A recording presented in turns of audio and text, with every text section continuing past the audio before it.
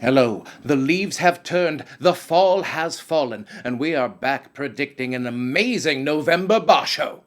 So throw! Throw the salt, get in the ring. Welcome to the Dohyo.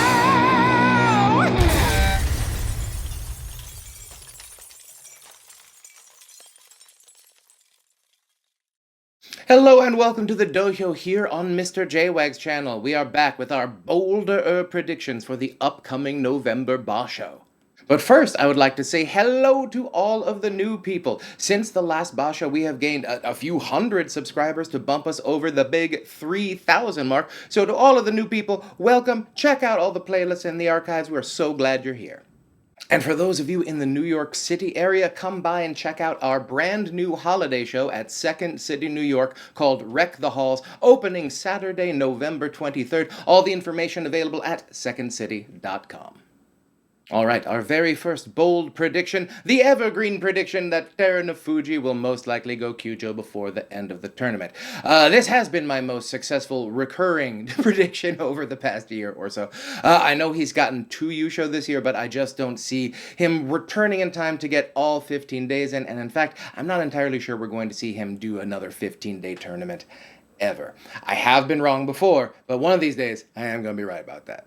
But that being said, my bolder prediction is that Atamifuji will be the only Kyujo in the top 20 wrestlers. That sort of takes us down to around Maegashira 7 East Endo.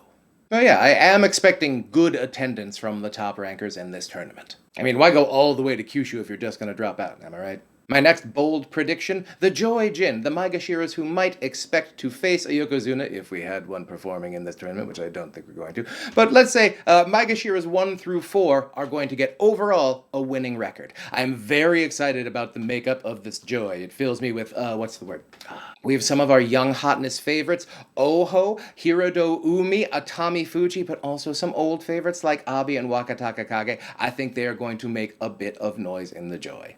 But of course, in Sumo, if you've got some people getting more than expected wins, someone's going to be getting more than expected losses. And I think the Sanyaku is not going to be doing quite as well as it has been for the past few tournaments.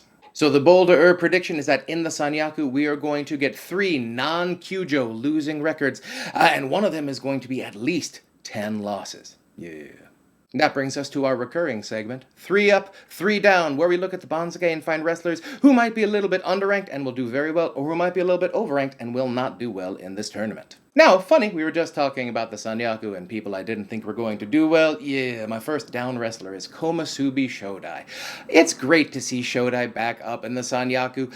I just don't think he's really a Sanyaku level wrestler anymore. I know he's gotten 10 and 5s in the last 2 tournaments, but we have a lot of young hotness right now at the top of the ranks. I think the Joy is looking very strong, and because he's a Komusubi, that means he's likely to face the Yokozuna on the first day. So if Atamifuji shows up and has like one good day of wrestling in him, guess what? That's you, Shodai. That and the fact that his last 2 basho up in the Sanyaku have ended in 6 and 9, I do not see this being a successful November for Shodai. And speaking of wrestlers over 30 with a bunch of 10 and 5s in a row, Maegashira 4 Chuda no Umi. Yeah, I know I gave both Shodai and Chunomi shoutouts last tournament for being over 30 and getting 10 and 5s. I just don't think he's got another ceiling in him at this point. He's up in the Joy at this point, and I know I thought they were all going to do collectively well, but I don't see Chuda no Umi getting a winning record this time. I think we are going to see the ceiling of Chuda no Umi at around Joy mid Maegashira level. And my final down, Maegashira 15 Toki Hayate. Now, there are reports that since the last tournament, Toki Hayate has had inner ear surgery and that he has not quite regained all of his hearing and or balance. I'm going to go ahead and say that's going to affect him a lot in the ring if his balance and hearing aren't working. So I'm going to say this tournament, he's probably still in recovery and is not going to be fighting his best. And my first up, Maegashira 2 Wakataka Kage. It's so good to see him back up at the top of the ranks. I don't expect him to be going nuts. I'm not expecting him to be in like Yusho contention, but I do expect 9+ wins at Maegashira 2. Next up, Maegashira 13, Shonan no Umi. Now, he had a horrible tournament last time. He was hurt. He didn't even take part in the fall Jungyo. So we're hoping he is going to be recovered from the injuries. If he is, this feels very, very low from him. In fact, he has never gotten less than 9 wins while ranked in the Maegashira double digits. So if healthy, I'd say Shonan no Umi is going to get a Kachikoshi, possibly even 10 wins. But as always with sumo, the health is always a big if. My last up, Maegashira 15 Onokatsu. Now, he was a debutant last tournament. I had real high hopes for him. He ended up getting a 7 and 8. Not quite what I expected, but I think he's going to have made the adjustment by now. And this time, he's going to have a winning record. Go get him, Onokatsu. And now it's time for the recurring segment, Which Way We Going?, where we look at several wrestlers who appear to be at a crossroads in their career, and we discuss which way they're going. First up, Ozeki, Kotozakura, and Maegashira 3 Atamifuji. Now, you may not think those two wrestlers are connected, but let me explain. Kotozakura is a youngish Ozeki, still in his peak. Atamifuji is a much younger wrestler, but both appear to have sort of hit a ceiling or a plateau in their recent sumo. I mean, fans of this show know I have been expecting a lot out of both of them, especially Atamifuji. So the question I raise is, how are their chronic injury situations going right now? Atamifuji was recently diagnosed with arthritis in his hip. Really bad joint to have, be achy as a sumo wrestler. And Kotozakura, as we know, had that knee injury about a year ago, but he still hasn't been able to, with the exception of that one 13-2 tournament this past January, hasn't been able to really get up to dominant Ozeki status. So, as we've said before, even earlier in this episode, injury is always the key with sumo. So, have we reached a ceiling for these two wrestlers because of these chronic injuries? I mean, I really hope not, but success is not guaranteed to anybody, regardless of how much sense it seems to make at the time. Maegashira 11, Meisei. Now, if we look back even like a year and a half, Meisei was doing really well. He was hanging up in the joy, knocking at the door of the Sanyaku. But things have crashed very quickly for Meisei. He got 4 wins in July, only 5 wins in September. This is not a trend line we want to see continuing. Hopefully this is something we can see a bounce back from. Maegashira 11 feels very low for Meisei, but if he's hurt, we're not going to see a lot of improvement at this point. And last up, the new crop of Pixies coming into Judio and Makuuchi. Which way are they headed? Now, I know 270 pounds is a big human, but for sumo, it's a little small, so I tend to refer to people under 6 feet, under 300 pounds in sumo as the Pixies. Down at Maegashira 17, we have Asakoryu. Down at Judio 11, we have European sensation Aonishiki. And down at Judio 13, we have Waka Ikari, who I mentioned in one of the previous Hagaki-oi. So my question is, are we headed toward a future where we have multiple Pixies up and thriving in Makuuchi? I would love to see that again, because Midori Fuji is getting a little lonely.